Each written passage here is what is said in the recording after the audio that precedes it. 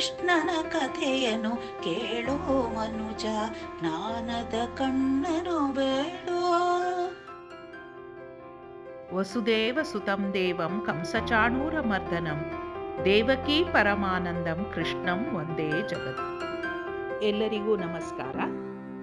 ನಾವು ಇಂದು professor KS. ನಾರಾಯಣಾಚಾರ್ಯರವರ Shri ಕೃಷ್ಣಾವತಾರ ಎಂಬ ಪುಸ್ತಕದಲ್ಲಿ ಅಧ್ಯಾಯ 14 ಕಂಸ ಕೊಂದ ದೇವಕಿಯ ಮೊದಲ ಕಂದ ಎಂಬುದನ್ನು ಓದುತ್ತಿದ್ದೇವೆ. ನಾರದರು ಆ ಮಾತು ಹೇಳಿದಾಗಿನಿಂದ ಕಂಸನ ಹೃದಯದ ತಂತಿಗಳು ಬರೀ ಅಪಶ್ರುತಿಯನ್ನೇ ಮೀಟಲಾರಂಭಿಸಿದ್ದವು. ಆ ಹೃದಯ ಎಂದು ತಾನೇ ಸರಿಯಾದ ಶ್ರುತಿಯಲ್ಲಿ ಯಾವ ರಾಗವನ್ನು ಮೀಟಬಲ್ಲದಾಗಿತ್ತು? ಹದ ಮಾಡದ, ಶ್ರುತಿ ಮಾಡದ ವೀಣೆ. ಶ್ರುತಿ ಮಾಡುವವರು ತಮ್ಮನ್ನು ಮುಟ್ಟಲು ಆ ವೀಣೆ ಯಾರನ್ನೂ ಬಿಟ್ಟಿರಲಿಲ್ಲ.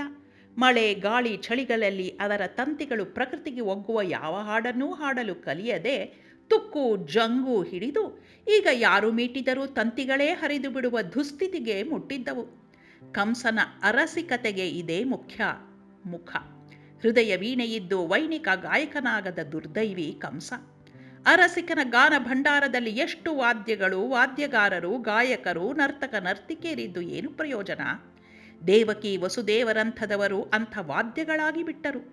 ಆ ವಾದ್ಯಗಳಲ್ಲಿ ಜನಿಸಿದ ಉತ್ತಮ ಹಾಡುಗಳಂತಹ ಶಿಶುಗಳು ಇನ್ನು ಕಂಸ ಹೃದಯದ ವೀಣೆಯನ್ನೇ ಹರಿಯುವುದರಲ್ಲಿದ್ದವು.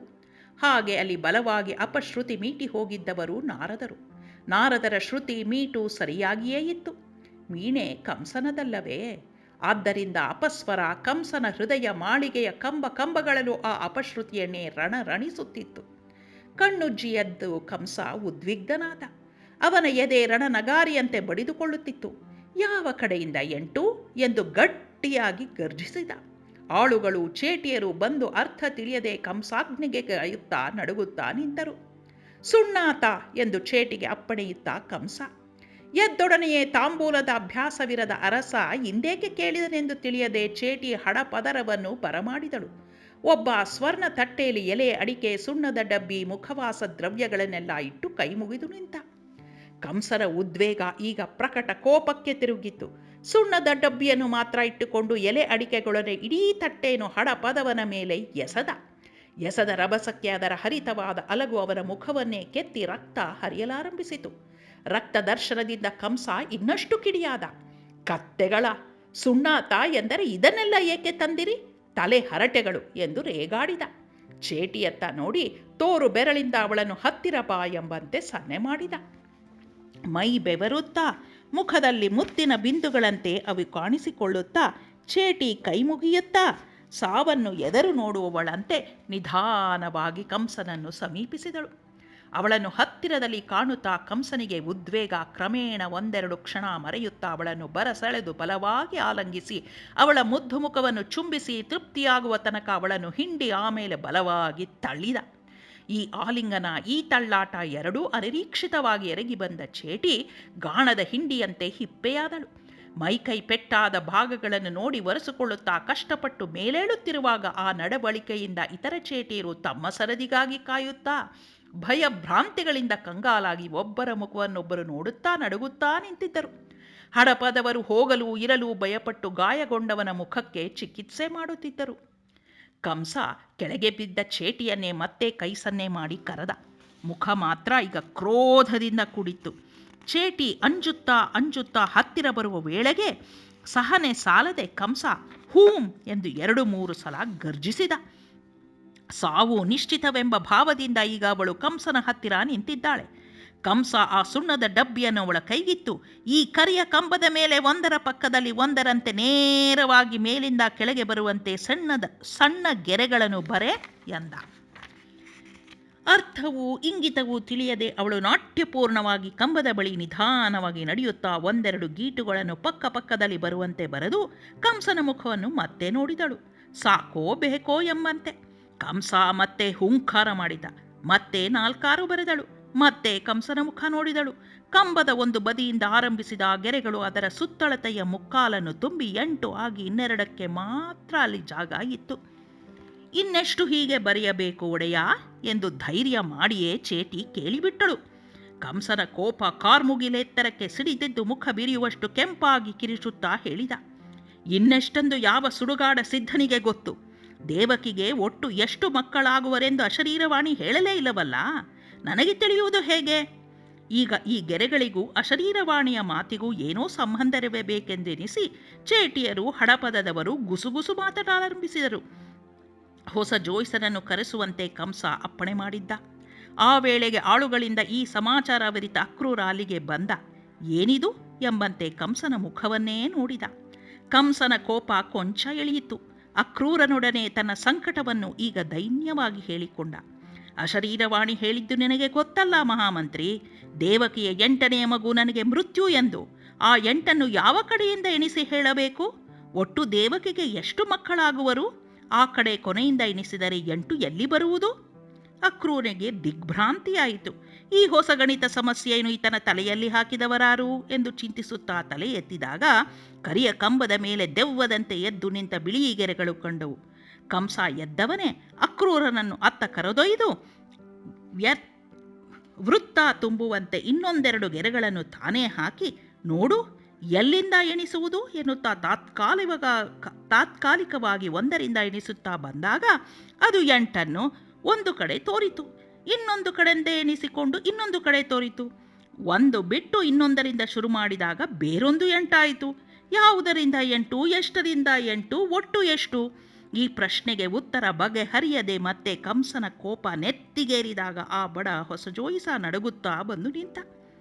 ಗರ್ಗ ಬಿಟ್ಟು ಹೋದ ಮೇಲೆ ಯಾವ ಬ್ರಾಹ್ಮಣನು ಆ ಜಾಗ ತುಂಬಲು ಆ ಸ್ಥಾನಕ್ಕೆ ಬರಲು ಒಪ್ಪದೆ ಎಲ್ಲರೂ ದೇಶವನ್ನೇ ಬಿಟ್ಟೋಡಿದ್ದರು. ಅರ್ಧಂಬರ್ಧ ಜ್ಯೋತಿಷ್ಯ ತಿಳಿದ ಈ ಬಡಪಾಯಿ ಹೊಟ್ಟೆ ತುಂಬಿಸಿಕೊಳ್ಳಲು ಬಂದಿದ್ದ. ಪ್ರಾತಃ ಕಾಲ ಏನೋ ಮುಹೂರ್ತ ಕೇಳಲು ಅರಸ ಕರೆಸಿರಬೇಕೆಂದು ಬಂದವನಿಗೆ ಅಲ್ಲಿಯ ಸನ್ನಿವೇಶ ನೋಡಿ ಭಯ ನಡುಕವಾಯಿತು. ಜೋಯಿಸನನ್ನು ಕಂಸ ಬೆದರಿಸುವಂತೆ ಕೇಳಿದ, ದೇವಕಿಗೆ ಎಷ್ಟು ಮಕ್ಕಳು? ಜೋಯಿಸ, ಈಗ ತಾನೇ 1. ಕಂಸ, ಮೂರ್ಖ, ಅದನ್ನೆಲ್ಲ ನಾನು ಕೇಳಿದ್ದು. ಒಟ್ಟು ಎಷ್ಟು ಆಗುತ್ತಾರೆ ಹೇಳು. ಜೋಯಿಸನಿಗೆ ಏನೂ ತಿಳಿಯಲಿಲ್ಲ. ಹಿಂದೆ ಮುಂದೆ ನೋಡದೆ ಹೀಗೆ ಕೇಳಿದರೆ ಹೇಗೆ ಉತ್ತರಿಸುವುದು ತಿಳಿಯದೆ ಹೇಗೆ ಹೇಳಲಿ ಎಂದ. ಕಂಸನ ಕೋಪ ಹೆಚ್ಚಾಯಿತು. ತುಟಿಗಳು ಅದರುವುದು ಕಂಡು ಜೋಯಿಸ ಹೇಳಿದ, ಜೋಯಿಸ, ಪ್ರಭು, ದೇವಕಿಯ ಜಾತಕ ನೋಡದೆ ಹೇಗೆ ಹೇಳುವುದು? ಕಂಸ, ಅರಮನೆಯ ಭಂಡಾರದಲ್ಲಿದೆ, ಬೇಗ ನೋಡಿ ಹೇಳು. ಜೋಯಿಸ ಓಡಿದ. ಅರ್ಧ ಗಂಟೆಯಲ್ಲೇ ಜಾತಕವನ್ನೇ ಹಿಡಿದು ಬಂದು ಹೇಳಿದ. ಜೋಯಿಸ, ಪ್ರಭು, ಈ ಜಾತಕದ ಬಳಿಗೆ ಲಗ್ನಾತ್ ಸಪ್ತಮಕ್ಕೆ ಬಲು ಕ್ರೂರ ಗ್ರಹಗಳ ವೀಕ್ಷಣೆ ಇದೆ. ಯಾವ ಮಕ್ಕಳೂ ದಕ್ಕುವುದಿಲ್ಲ. 1 2 ದಕ್ಕಬಹುದು. ದಕ್ಕುವುದನ್ನು ಬಿಡುವುದನ್ನು ಸೇರಿಸಿ ಲೆಕ್ಕ ಹೇಳಬೇಕೋ, ಬರೀ ದಕ್ಕುವುದನ್ನು? ಇದನ್ನು ಎದುರು ನೋಡದಿದ್ದ ಕಂಸ ಪ್ರಶ್ನೆಯ ಆ ಇನ್ನೊಂದು ಅನಿರೀಕ್ಷಿತ ಆಯಾಮದಿಂದ ತತ್ತರಿಸಿ ಗಂಟಲೊಣಗುತ್ತಾ ಹೇಳಿದ, ದಕ್ಕುವುದೋ ಬಿಡುವುದೋ ಎಲ್ಲ ಸುಡುಗಾಡನ್ನು ಲೆಕ್ಕ ಮಾಡಿ ಹೇಳು. ಜೋಯಿಸ ಸ್ವಲ್ಪ ಹೊತ್ತು ತೆಗೆದುಕೊಂಡ. ಕಂಸ ಹಡಪದವರಿಗೆ ಚೇಟಿಯವರಿಗೆ ಅತ್ತ ಹೋಗುವಂತೆ ಕೈಸನ್ನೆ ಮಾಡಿದ. ಅಕ್ರೂರನೊಡನೆ ತಾನೂ ತೂಗುಯ್ಯಾಲೆಯಲ್ಲಿ ಕುಳಿತ. ಅವನ ಮನಸ್ಸು ಆಗ ತೂಗುಯ್ಯಾಲೆಯಲ್ಲೇ ತೂಗುತ್ತಿತ್ತು. ಜೋಯಿಸನ ಭವಿಷ್ಯವೂ ಜೀವವೂ ಆ ತೂಗುಯ್ಯಾಲೆಯಲ್ಲೇ ಇದ್ದವು. ಮೈ ಬೆವರೆರಿಸಿಕೊಳ್ಳುತ್ತಾ ಕೊನೆಗೆ ಜೋಯಿಸ ಹೇಳಿದ, ಪ್ರಭು, ಈ ತಾಯಿಗೆ ಒಟ್ಟು 9 ಮಕ್ಕಳು. ಆ ಪೈಕಿ 8 ಗಂಡು 1 ಹೆಣ್ಣು ಆಗುವ ಸಂಭವ ಇದೆ. 5-6 ಮೃತವಾದವು. 2 ದಕ್ಕುವುದಿಲ್ಲ. 1 ಹೆಣ್ಣು ದಕ್ಕೀತು. ಹೆಚ್ಚು ಹೇಳಲಾರೆ. ಕಂಸ, ಸಂಭವ ಗಿಂಭವ ಬೇಡ, ಸರಿಯಾಗಿ ಹೇಳು. ಜೋಯಿಸ, ನಾನು ಬ್ರಹ್ಮನಲ್ಲ. ಈ ಮಾತನ್ನು ಈ ಮುಂಚೆ ಇನ್ನೊಬ್ಬರಿಂದ ಕೇಳಿದ್ದು. ಆಗ ಅದು ಕಿರಿಕಿರಿಯನ್ನು ನೆನೆದು ಕಂಸ ಕತ್ತಿ ಬಿಚ್ಚಿದ. ನಡುಕಿದ್ದ ಬ್ರಾಹ್ಮಣನನ್ನು ಕಂಡು ಹಿಂದಾದರೂ ಮತ್ತೆ ಆಗದಿರಲೆಂಬ ಸಮಯದಿಂದ ಕೈ ಬೀಸಿ ತೊಲಗು ಎಂಬಂತೆ ಮುಖ ಮಾಡಿ ಬ್ರಾಹ್ಮಣನನ್ನು ಕಳುಹಿದ. ಮೆಲ್ಲನೆ ಶತ ಪಥ ಹಾಕುತ್ತಾ ಕಂಸ ಮಾಳಿಗೆಯತ್ತ ನೋಡಿದ. ದಿಢೀರನೆ ನಿಂತು ಅಕ್ರೂರನ ಮುಖವನ್ನು ದಿಟ್ಟಿಸಿ ನೋಡಿದರೂ ಆ ದೃಷ್ಟಿ ಅಕ್ರೂರನ ಆಚೆಗೆ ಅರಮನೆಯ ಗೋಡೆಗಳನ್ನು ಭೇದಿಸಿಕೊಂಡು ಎಲ್ಲೋ ದೂರ ದಿಗಂತವನ್ನು ಅರಿಸುತ್ತಿರುವಂತೆ ಅಕ್ರೂರನಿಗೆ ಎನಿಸಿತು.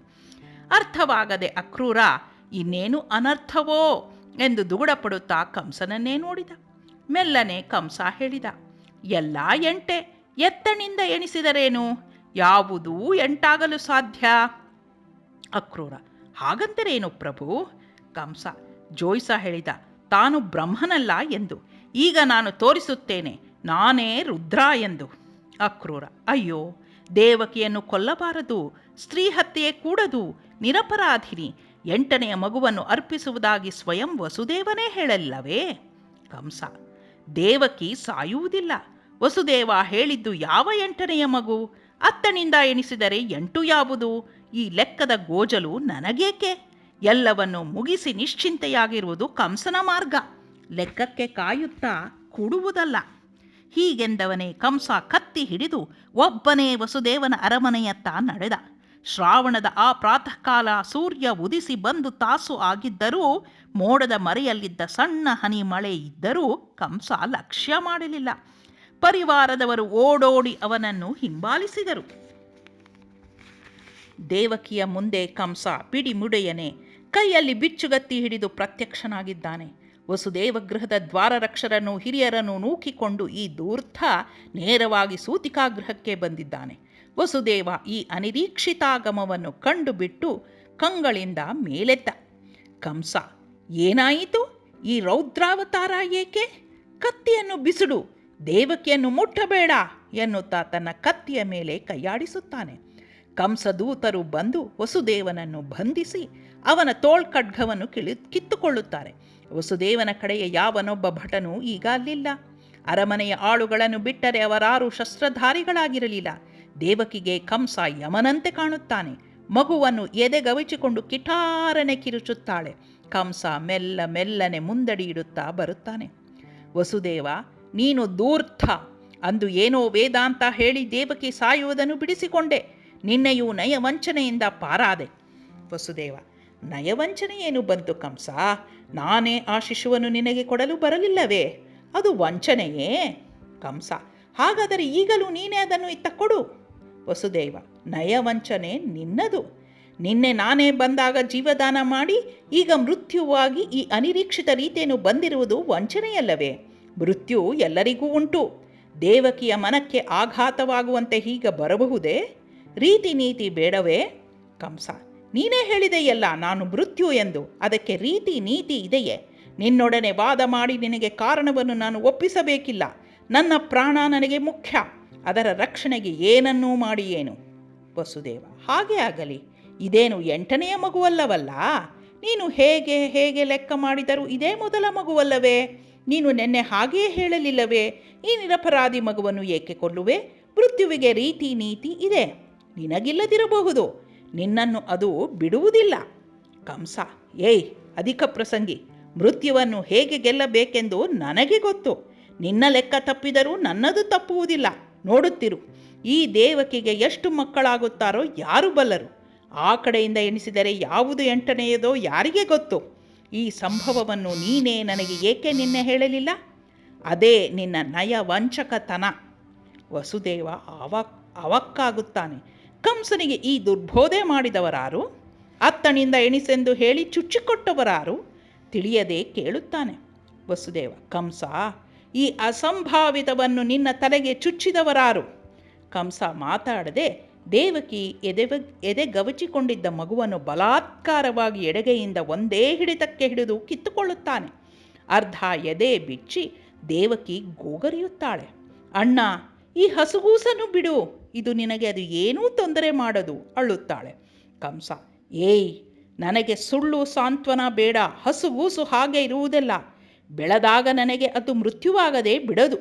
ದೇವಕಿ ಅಶಕ್ತಿಯಲ್ಲೂ ಮೇಲೆದ್ದು ಕಂಸನ 2 ಕಾಲುಗಳನ್ನು ಕಟ್ಟಿ ಬಿಗಿಯಪ್ಪಿ ಬಿಗ್ಗುತ್ತಾ: ಅಣ್ಣ, ನಿರ್ದಯನಾಗಬೇಡ. ನಿನಗಂತೂ ಮಕ್ಕಳಿಲ್ಲ. ಇದನ್ನೇ ನಿನ್ನ ಮಗುವೆಂದು ತಿಳಿದು ಜೀವ ಉಳಿಸು. ನೀನೇ ದತ್ತಕ ತೆಗೆದುಕೋ ಮುಂದೆ. ಬಿಡು ಎನ್ನುತ್ತಾ ಬಿಕ್ಕಿ ಅಳುತ್ತಾಳೆ. ಕಂಸ ಸೂತಿಕಾಗೃಹದ ಚಾವಣಿ ಬಿರಿಯುವಂತೆ ಗಹಿಸಿ ನಗುತ್ತಾನೆ. ಏನೆಂದೆ? ದತ್ತಕವೇ? ಮೃತ್ಯು ದತ್ತಕವೇ? ಬೇಡ, ಮೃತ್ಯುವಿಗೆ ನಾನೇ ದಾನ ಮಾಡಿಬಿಡುತ್ತೇನೆ ಎನ್ನುತ್ತಾ ಎಡಗೈಯಿಂದ ಆ ಶಿಶುವನ್ನು ಮೇಲಕ್ಕೆಸೆದು ಅದು ಅಲ್ಲಿಂದ ಬೀಳುತ್ತಿರುವಾಗ ಒಂದೇ ಕತ್ತಿಯ ಏಟಿಗೆ ಅದರ ತಲೆಯನ್ನು ತುಂಡರಿಸುತ್ತಾನೆ. ತುಂಡಾದ ತಲೆ ಗೋಡೆಗೆ ಬಡಿದು ಅದೆಲ್ಲ ರಕ್ತಮಯವಾಗುತ್ತದೆ.